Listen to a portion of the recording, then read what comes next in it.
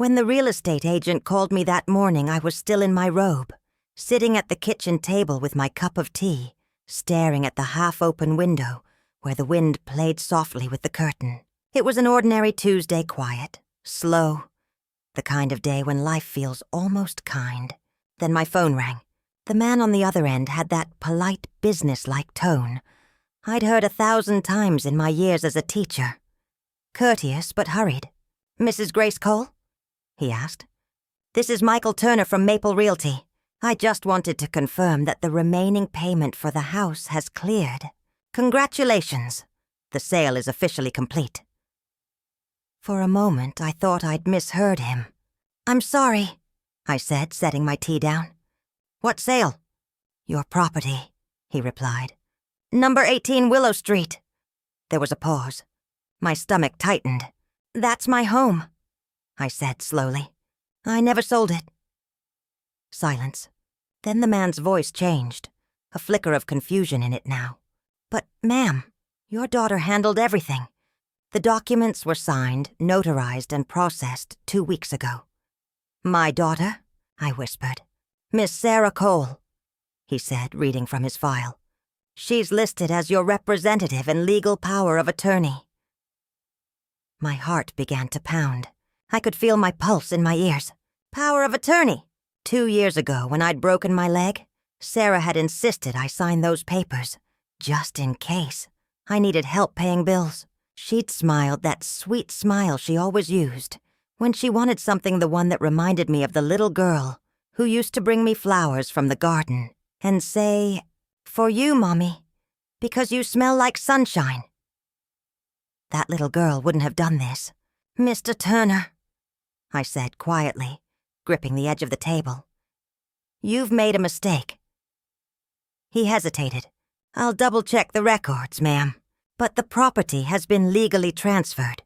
I'm afraid it's no longer in your name." The room spun slightly. I looked around at the curtains I'd sewn by hand, the table my late husband had built, the photos on the wall, everything blurred. It felt like my whole life was tilting, about to fall off its foundation. After we hung up, I sat there for a long time, frozen. Then I called Sarah. She didn't answer. I called again, and again. Finally, a message arrived.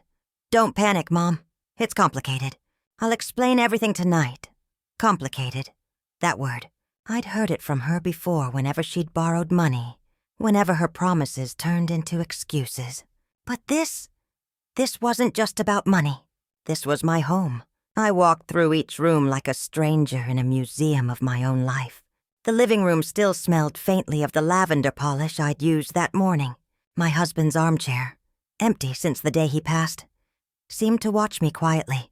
By the time Sarah arrived that evening, the sun had already dipped below the trees, leaving only the pale gold of twilight in the windows. She walked in wearing her usual bright smile.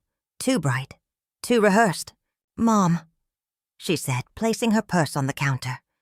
"Before you say anything, please let me explain."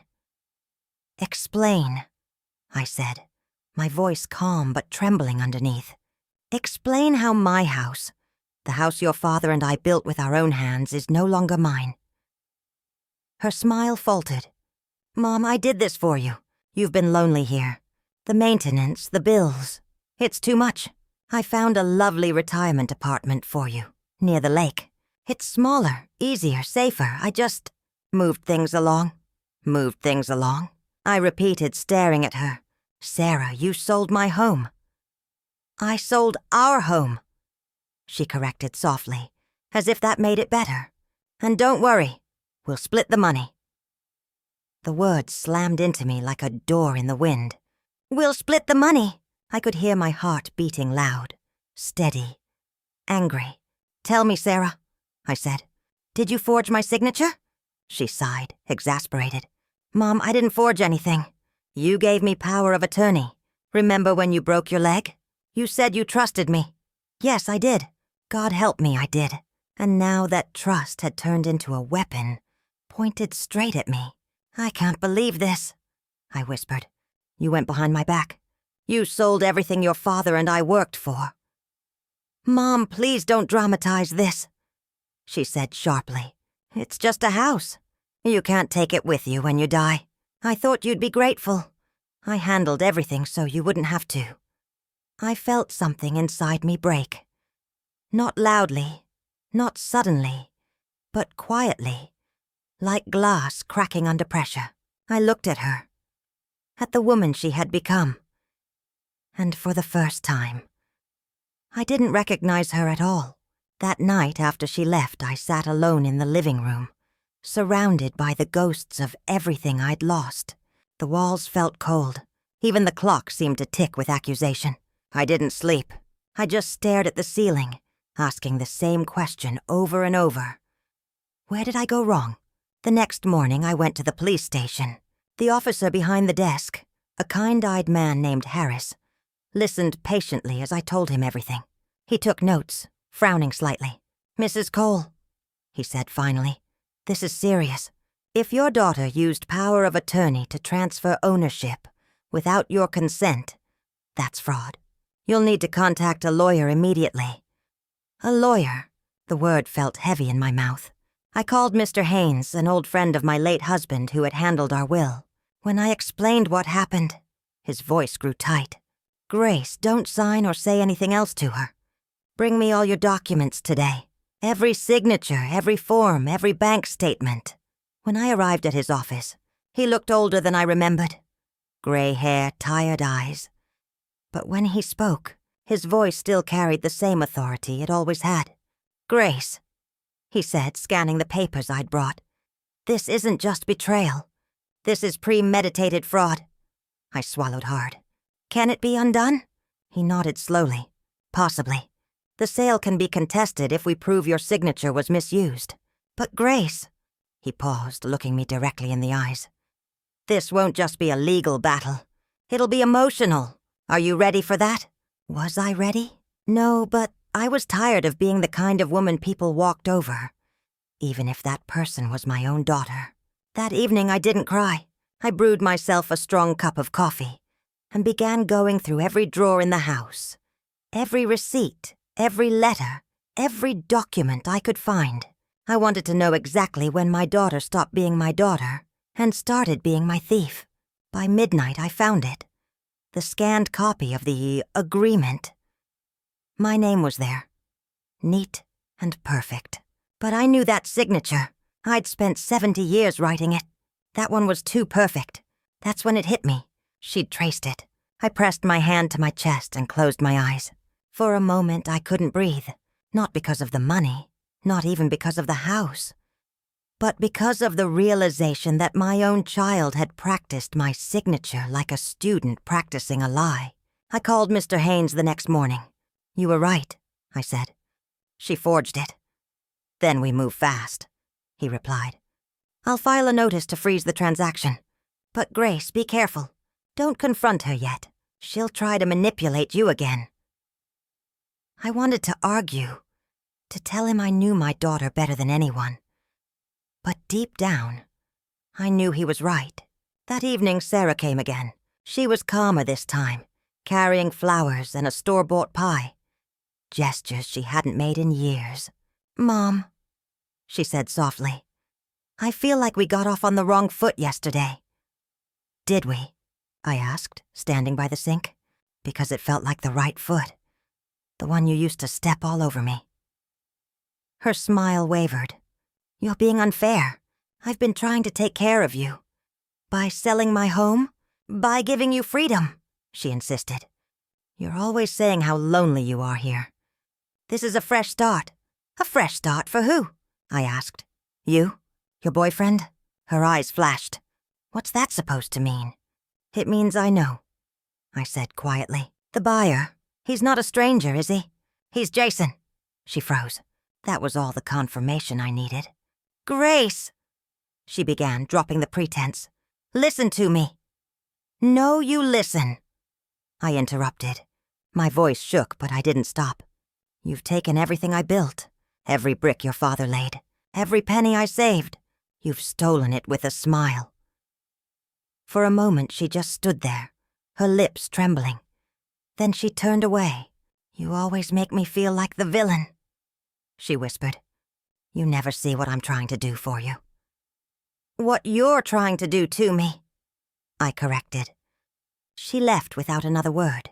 The sound of the door closing echoed through the house like a full stop on a chapter I hadn't wanted to end. And as I stood there, I realized something. I was done being afraid. Whatever came next, police, courts, lawyers, I would face it. Not just for my house, but for myself. Because when your own blood betrays you, the pain either destroys you or hardens you into something unbreakable. That night, I looked in the mirror and saw someone new. Someone who still had tears in her eyes but fire in her heart. And for the first time in a long time, I whispered to my reflection, "You may have lost your home, Grace, but don't you dare lose your soul." That night, sleep wouldn't come. I lay awake in my bed, staring at the ceiling as rain whispered against the window pane.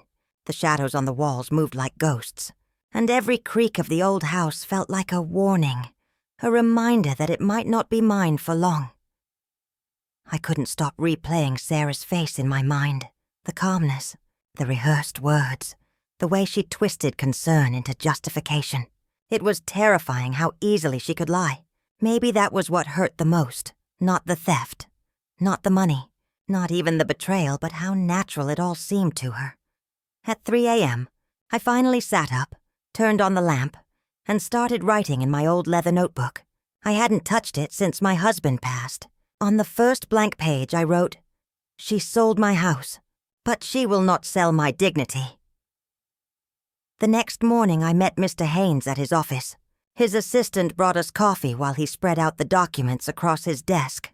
His office smelled faintly of old books and trussed two things I hadn't felt in a long time. "Grace," he said, tapping the papers.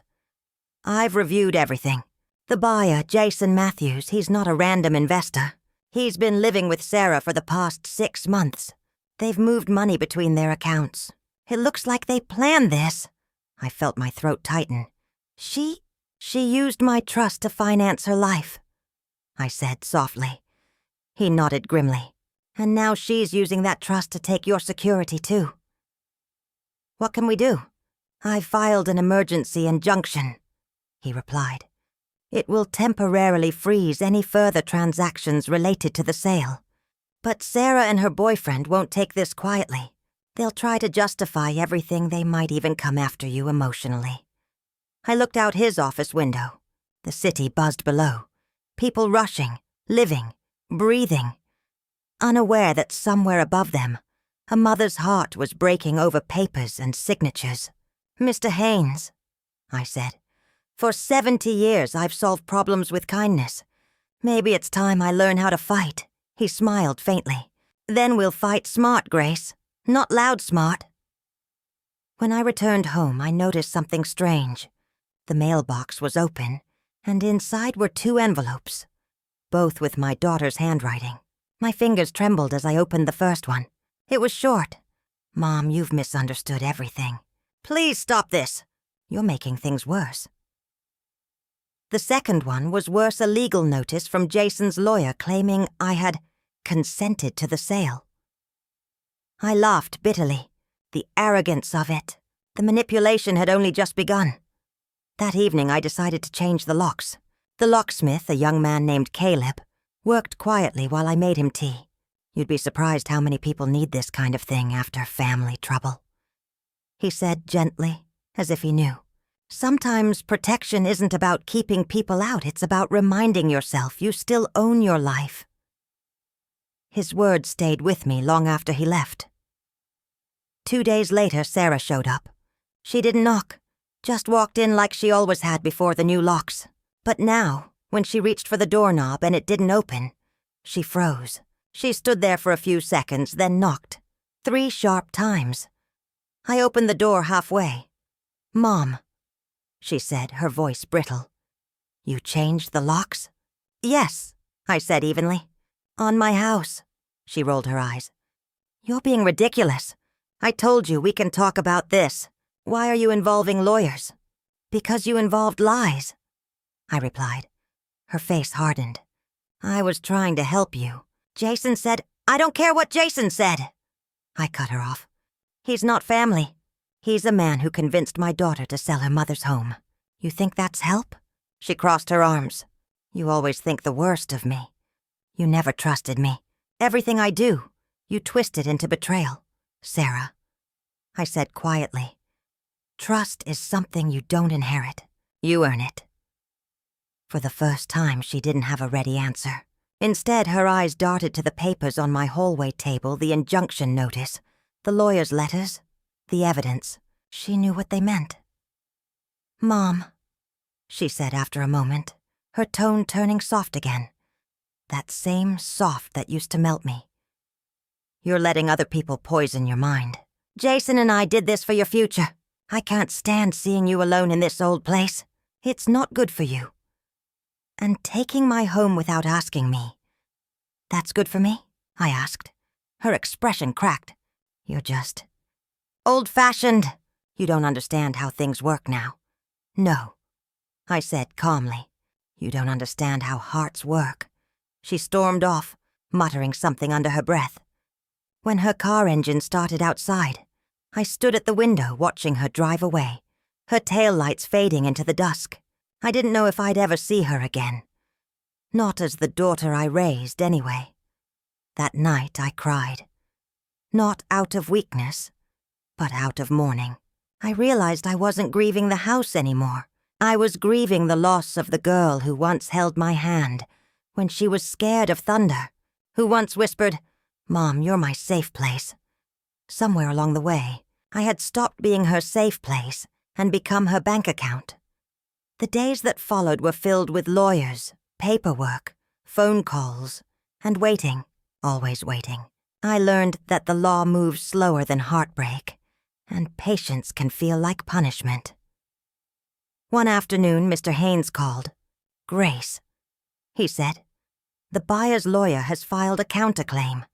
They're alleging you're mentally unfit to manage your property. I laughed.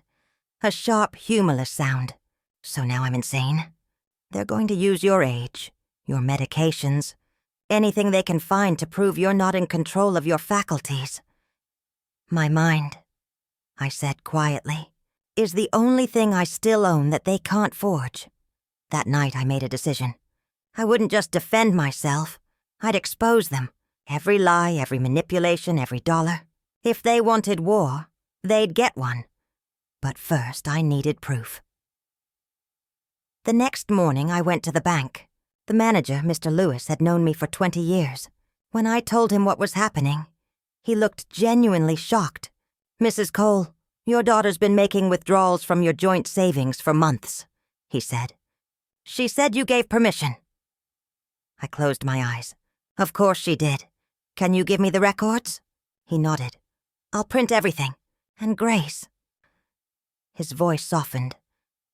I'm sorry. When I left the bank, I didn't feel sorry for myself anymore. I felt something else, something sharper. Resolve.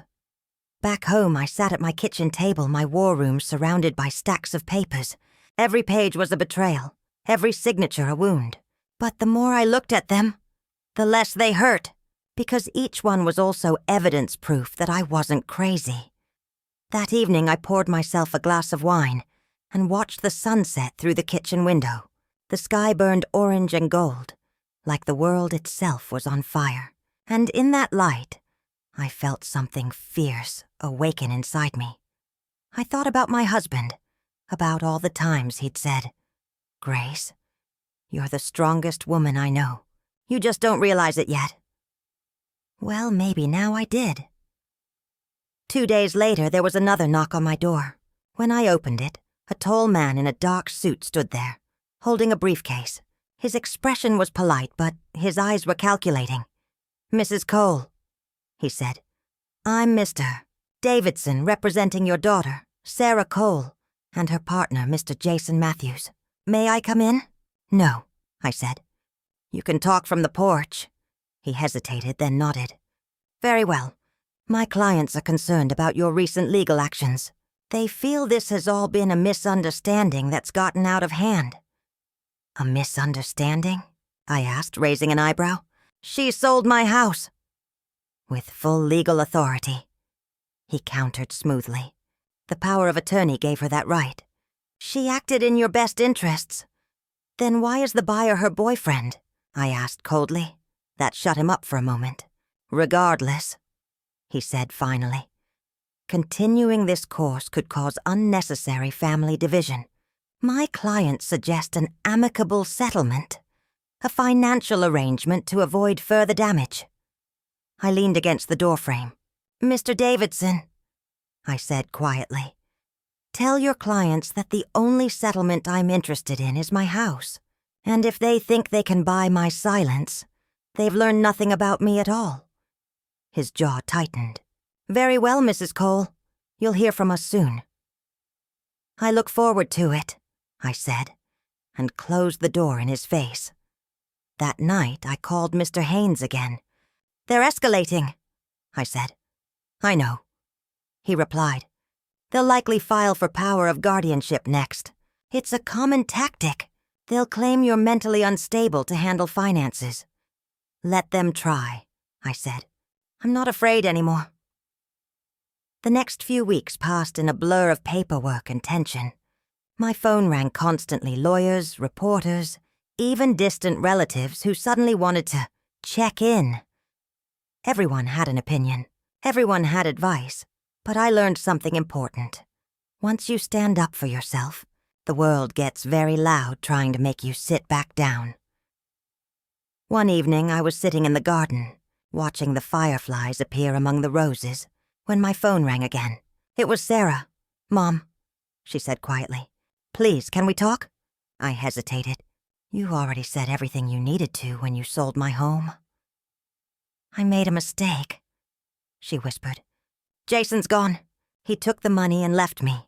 I'm sorry. Please, can I come home? For a moment, my heart softened. The instinct to protect her. The mother's curse, it never truly goes away. But then I remembered the lawyer, the forged signature, the nights of fear and humiliation. This house, I said slowly, is no longer your home, Sarah. You made sure of that. She started crying. Mom, I didn't mean to. Yes, you did, I said softly. And one day, you'll have to live with that truth. I hung up before she could say another word.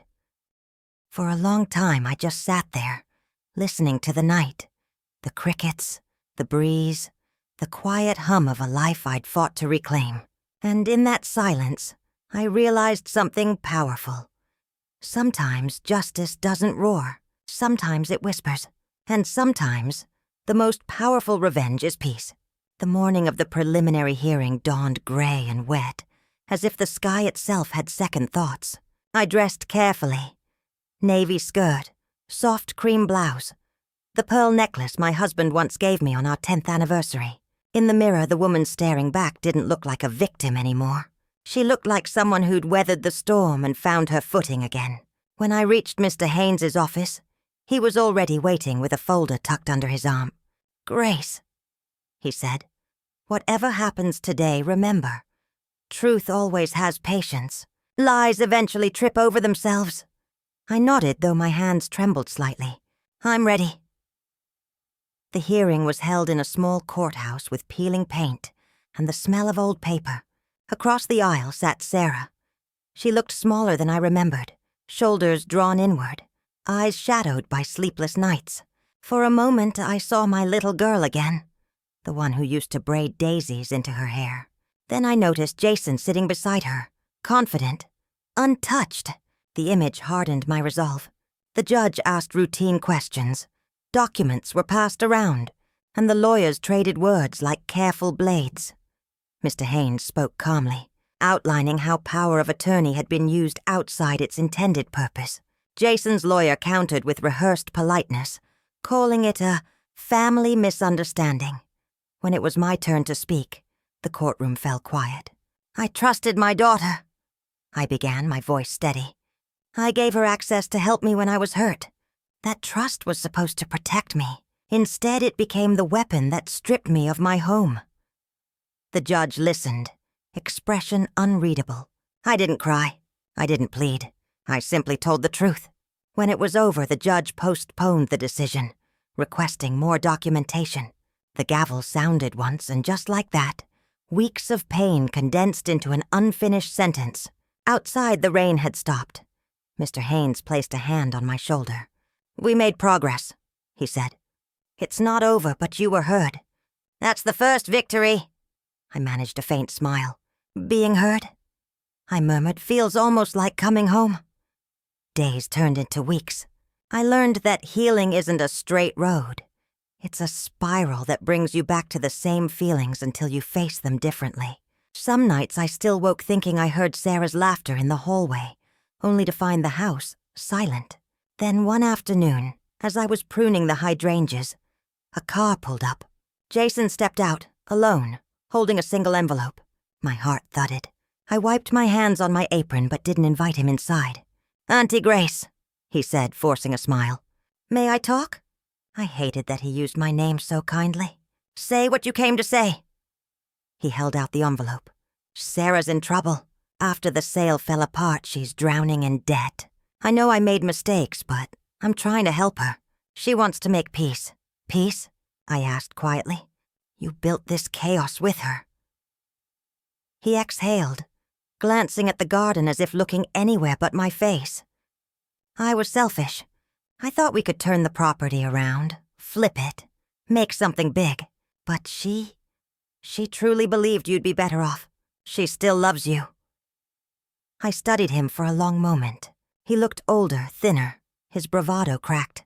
"You used her love," I said finally. "And she used mine." He didn't deny it. "Inside that envelope," he said, "are documents returning your property rights. I convinced her it's the only way to move on." I hesitated, then took the envelope. "And why would you do that?" His voice dropped. "Because I can't live with what we did." I didn't open it until after he left. Inside were transfer forms, unsigned but prepared. The first honest thing he'd ever given me. That night, I sat at my husband's old desk and wrote Sarah a letter. "My daughter, there's still a door here. If you ever learn how to knock instead of break in. Love, Mom." I didn't know if I'd ever send it, but writing it made something loosen inside me. A week later, Mr. Haynes called with news. "Jason's turned over evidence," he said. "Emails, bank transfers, the full trail. He's cooperating. Grace, it's enough to close the case in your favor." For a long moment, I couldn't speak. "So it's really ending?" "Yes," he said gently. "You'll get the house back. Legally, officially. But you already got something more important. You got yourself back." I hung up and looked around the living room. The afternoon light poured through the windows, washing the walls in gold. For months, this space had felt haunted by betrayal. Now it felt alive again. I brewed tea, poured 2 cups out of habit, then smiled sadly and poured one back. Old routines die hard. Later that evening, I walked out to the porch. The air smelled of lilac and rain-soaked earth. In the distance, thunder rolled softly, the sky clearing after the storm. I thought of Sarah, where she might be, what she might be feeling. Forgiveness is strange. It doesn't always come with reconciliation. Sometimes it's simply the quiet decision not to hate anymore. So I whispered into the night, "I forgive you, my child, but I will never forget." Days passed. The legal paperwork arrived, stamped and sealed. My name, Grace Cole, was once again printed under owner.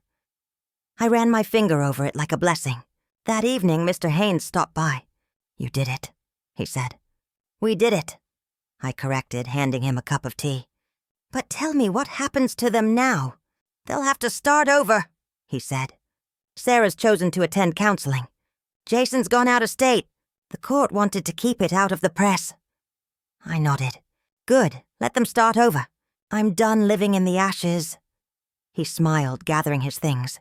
"Grace, I've known you for years, but today you taught me something new. That dignity can roar quietly."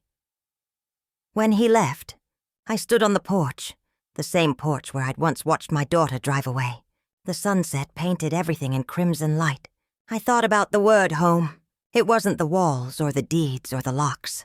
It was this feeling, the steady heartbeat of survival, the peace after the storm.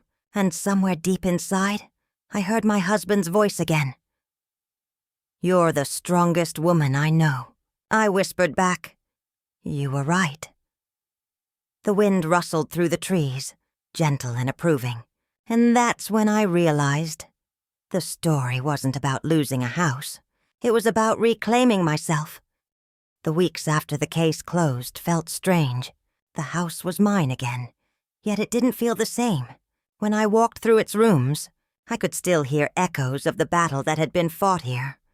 The phone calls, the tears, the endless papers spread across my kitchen table like a war map.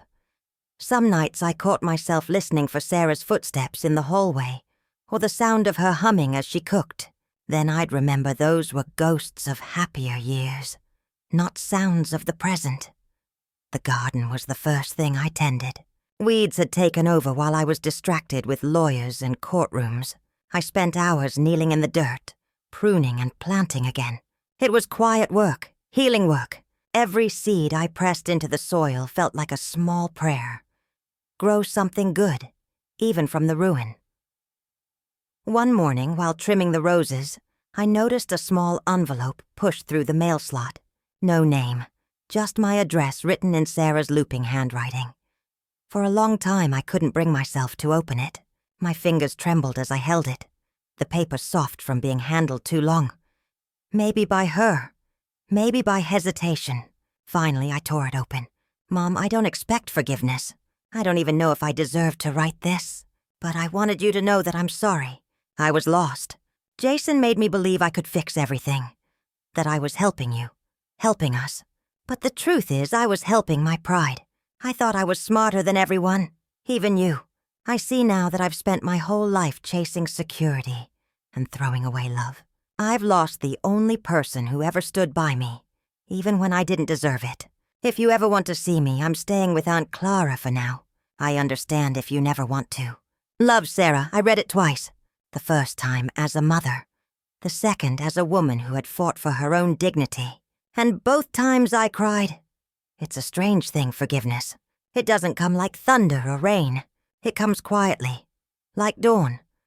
First a faint light, then warmth. And before you know it, the darkness begins to lift. But still, I didn't answer right away. I needed time. Sometimes silence is the only language deep pain understands. A few days later, I was invited to speak at a women's community gathering. They'd heard about my case through the local paper. Elder Woman Wins Home Back After Family Dispute. The title made me cringe. They didn't know the real story. The story of a mother and daughter who both lost something far greater than property. Still, I went. The community center was filled with women of all ages. Mothers, grandmothers, young wives. When I stepped up to the microphone, I could feel their eyes on me. Curious, sympathetic, waiting. I cleared my throat and began softly. "I'm not here to talk about laws or papers," I said. "I'm here to talk about trust, the kind that builds homes, and the kind that breaks them." The room was silent except for the hum of the old ceiling fan. "I thought I lost everything when my daughter sold my house," I continued. "But what I really lost was my peace, because I believed that love meant never saying no. I was wrong. Love doesn't mean blind surrender. Love means holding someone accountable even when it hurts." I told them how I'd fought, not just in court, but inside myself. How I'd wanted revenge, yet found healing instead. When I finished, there was a long silence, then soft applause. A few women came up afterward, some with tears in their eyes. One of them, a young mother with tired hands, said, "My son steals from me, Miss Grace. I thought forgiving him meant letting him do it again. But you made me realize forgiveness and boundaries can live together." Her words stayed with me. Maybe that was why I'd gone there. To help someone else find the clarity I had bled for. A few evenings later, as the sun slipped below the horizon, there was a knock on my door. I knew that knock. Soft, hesitant, like it carried a question. When I opened it, Sarah stood there. She looked different. thinner, paler, eyes swollen from crying. She clutched her purse like it was armor. "Mom," she said quietly. "Sarah." For a moment, neither of us moved. Then she took a small step forward. I shouldn't have come without calling. "I'm glad you did," I said softly. Tears filled her eyes. "I wanted to see you. I wanted to say it to your face. I'm sorry. For everything. I don't even know who I was anymore. I was angry at you for being strong when I felt weak. I thought taking control would make me powerful. It only made me hollow." Her words came out broken, but they were true. And truth, even when it hurts, always feels like light after too much darkness. I motioned her inside. We sat at the same kitchen table where our war had begun, the same place where she'd once drawn pictures as a child, laughing with her father. "I don't hate you," I said finally, "but I can't go back to pretending nothing happened. Trust takes time to grow again." She nodded quickly, wiping her face. "I don't expect it. I just want a chance to earn it." We sat there in silence for a long while, the air thick with things we couldn't say yet. Then softly she reached for my hand. I didn't pull away. It wasn't forgiveness, not yet, but it was the first step toward it. That night after she left, I stood on the porch watching the stars blink into view. The night was warm, calm. For the first time in months, I felt peace that didn't come from victory or justice, but from acceptance. People think strength is about never breaking, but real strength, I learned, is about breaking, and then finding the courage to gather your pieces and keep walking. I went back inside and looked at the photograph of Sarah at her graduation, the same one I'd almost thrown away in anger. I traced her smile with my thumb. "Maybe," I whispered to the photo, "we can still build something new. Not what we had, but what we've learned." The wind outside rustled the curtains, almost as if the house itself was breathing easier. I turned off the lights, ready at last to rest. "You know, my dear, people often say that time heals all wounds. But that's not true. Time doesn't heal. It just teaches you how to live with the scar. It's been months now since everything happened. The papers, the courtroom, the sleepless nights. My house stands quiet again, but it's not the same silence as before. It's softer now. Kinder. Every morning I still make my tea the same way. 1 spoon of honey, 2 slices of lemon, and sit by the kitchen window. The garden outside has come alive again, full of colors that almost look new. Maybe that's what healing really is, seeing old things with fresh eyes. Sometimes I still catch myself waiting to hear Sarah's footsteps in the hallway, but I've learned that some sounds never return. What does return, though, is understanding. It doesn't arrive all at once. It creeps in slowly, like sunlight sneaking through half-closed blinds.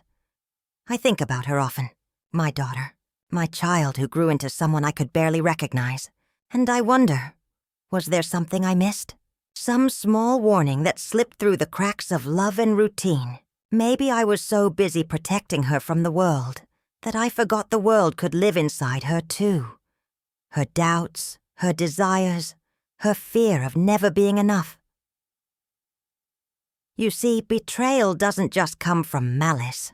Sometimes it comes from the desperate need to control what scares us. Sarah wasn't evil. She was lost, and for a long time so was I. When people ask me what it felt like to stand up to my own daughter, I tell them the truth. It felt like standing on the edge of a cliff, heart pounding, legs shaking, knowing that if I didn't jump, I'd lose myself forever, and I did jump. Not into anger, but into courage. Courage is quiet, my dear. It's not the kind that shouts in a courtroom or slams doors. It's the kind that whispers, "Not this time." After the storm ended, I found myself spending evenings on the porch again. The same porch where I'd once watched her drive away. Now I sit there watching the sky change colors, listening to the world move on. Children laughing down the street, the neighbor's dog barking, the cicadas humming in the trees. Life keeps living, No matter what breaks inside you, one evening, as I sat there, the phone rang. It was Sarah. "Hi, Mom," she said softly. "Hello, Sarah." There was a long pause. I could hear the wind on her end, maybe traffic, maybe the sound of her trying not to cry. "I got a job," she said, "at a community center, helping with senior programs." I smiled, though she couldn't see it. "That sounds good. I've been thinking about what you said, about trust, about earning it." Her voice trembled. "I don't know if I'll ever deserve yours again." "Deserve is a heavy word," I said quietly. "Let's just start with truth." She took a shaky breath. "I'd like that." We didn't talk long. Just a few minutes. But when I hung up, I realized my hands weren't trembling anymore. That's how healing begins. Not with big gestures, but with small, steady breaths that remind you you're still here. A few weeks later, she came by again. This time I let her into the garden. She looked at the roses I'd replanted, running her fingers over the petals as if they were old memories. "You kept the garden alive?" she said. "I had to," I replied. "Something had to grow after everything that died." She nodded, eyes glistening. "You're stronger than I'll ever be." "No," I told her gently. "I'm just older, and I've had more practice learning how to stand again." We didn't hug. We didn't cry. We just stood there, side by side, under the fading evening light. And for the first time in a long time, there was no anger between us. Only a quiet understanding. That was enough. Sometimes peace doesn't look like a family reunion. Sometimes it's just two people breathing the same air without hurting each other anymore. After she left, I walked through the house slowly, touching the walls, the furniture, the windows. Everything felt grounded again. Not because it was perfect, but because it was mine. Truly mine, my dear listener. If you've stayed with me through this story, I want to tell you something. Not as the woman whose daughter betrayed her, but as a mother, a friend, maybe even as your Aunty Grace. There will be people in your life who will hurt you. Not strangers, but those you've loved the most. And when they do, your first instinct will be to close your heart, to build walls so high that even hope can't climb them. Don't. Because closing your heart might protect you, but it will also imprison you. Instead, learn to lock your doors, but keep your light on. Let people see that you're still home, still standing, still capable of love, but only when it's earned. Forgiveness isn't weakness. It's wisdom. It's the ability to look at the person who hurt you and say, "You no longer control the story of my pain." I used to think my daughter stole my house, but now I see. She gave me something greater in return. She gave me myself. Because before all this, I lived quietly, politely, always afraid of saying no. I was so busy being kind that I forgot how to be strong. Now, I am both. I am the woman who lost everything she built, and built herself again. The papers on my wall don't mean much anymore. The real proof of ownership is peace. The kind that can't be taken, sold or signed away. Sometimes when the night is still, I imagine my husband sitting beside me, smiling that patient smile he used to wear when I'd get carried away telling stories. He'd say, "Grace, you talk too much." And I'd laugh and tell him, "Someone has to." Maybe that's why I tell these stories now. Not just for myself, but for you. So that somewhere out there, another heart can find a little light in its own dark corner. Because you see, my dear, we all have our own house. Not of bricks, but of memories, trust, and dreams. And sometimes it gets stolen. By others, by circumstances, by our own mistakes. But if you keep your spirit alive, if you keep believing in truth and kindness, that house can always be rebuilt. Maybe not the same, but stronger, with walls of wisdom and windows that open to hope. I remember the day I finally placed the new nameplate on my front gate. It still said Grace Cole, but the letters shone brighter this time. Maybe it was the sunlight, or maybe it was me. As I stood there, a breeze swept through the garden, carrying the scent of roses. I smiled, thinking of all the storms those flowers had survived. They bent, they lost petals, but they always bloomed again. So did I. I walked back inside, poured myself a cup of tea, and sat by the window. The same place where it all began. Outside, the evening sky was painted with streaks of pink and gold. The world felt quiet again, but not empty. Just peaceful. I thought of Sarah, wherever she was, maybe standing under a different sky, learning her own lessons, finding her own peace. And though we were apart, I whispered into the fading light, "Be well, my child. Be wiser than before. You know, my dear, people often ask me, 'Aunty Grace, how did you forgive her?' And I always smile and say, 'I didn't forgive her all at once. I forgave her one breath at a time.' Because forgiveness isn't a door you walk through. It's a path you keep choosing, every day, every step. So if you're listening tonight and your heart is heavy with something that feels too broken to mend, remember this. You are allowed to start over. You are allowed to rebuild. You are allowed to forgive, not because they deserve it, but because you deserve peace. And one day, when the pain quiets and the lessons settle in, you'll look back, just as I do now, and realize that losing what you thought you couldn't live without was the very thing that taught you how to live. This is Grace, signing off for tonight. Thank you for listening to my story. And remember, no matter what's been taken from you, never stop being the keeper of your own light.